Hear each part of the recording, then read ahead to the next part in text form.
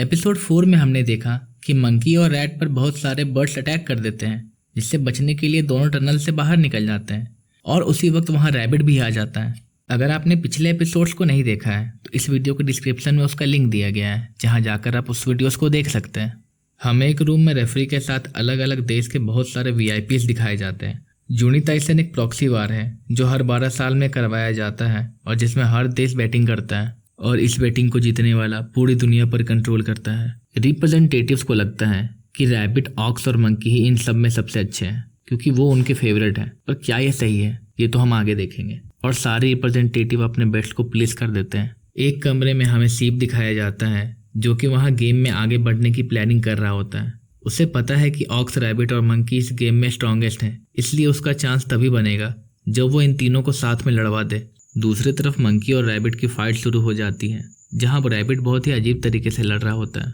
हमें सीप के पुराने दिन दिखाए जाते हैं जब वो जवान हुआ करता था। वो एक वेपन डीलर था जो लोगों को वेपन्स बेचता था। वो कुछ लोगों को गन्स देने जाता है पर वो पैसे देने से मना कर देते हैं। सीप को ये होने की पहले से उम्मीद थी, इसलिए वो बॉम्ब ब्लास्ट करके सबको मार देता है। वेपन डीलर के साथ साथ वो एक एक्सीलेंट वॉरियर भी है जिसने बैटलफील्ड में काफी नाम कमाया है। 24 साल पहले वो जूनी ताइसन में पार्टिसिपेट करता है और वो जीत भी जाता है। उसकी विश ग्रांट भी हो जाती है। वो बहुत ही खुश नसीब है कि वो अपने ग्रैंड डॉटर के साथ रह सकता है। वो उसे बड़ा होते हुए देखा है और वो नहीं चाहता कि जूनी ताइसन में उसकी ग्रैंड डॉटर पार्टिसिपेट करे, इसलिए वो इस बार खुद पार्टिसिपेट करेगा।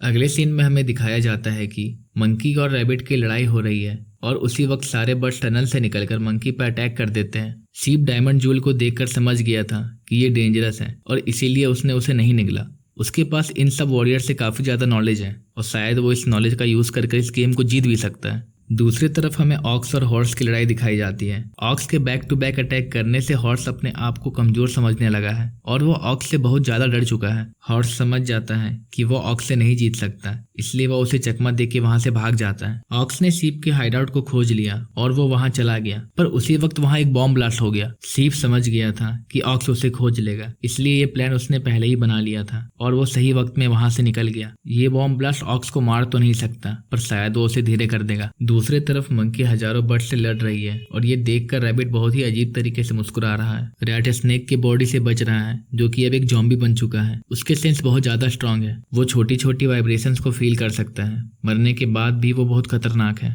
दोनों जगह फाइट शुरू हो गई है। रैट स्नेक से लड़ रहा है और मंकी रैबिट से। सीप छुपते हुए पहाड़ की तरफ चला जाता है और उसे वहां टाइगर दिखाई देती है। टाइगर नशे में वहां पड़ी हुई है और उसे देखकर लगता है कि उसे गेम से कोई फर्क नहीं पड़ता। क्या टाइगर इस गेम को नहीं खेलना चाहती? पर अगर वो इस गेम को नहीं खेलेगी तो वो मर जाएगी। टाइगर सीप को देख लेती है और ये एपिसोड यहीं खत्म हो जाता है। नेक्स्ट एपिसोड आपको हमारे डिस्क्रिप्शन पे मिल जाएगा। अगर आपको ये एपिसोड अच्छा लगा हो तो इस वीडियो को लाइक करें और इस चैनल को सब्सक्राइब करें।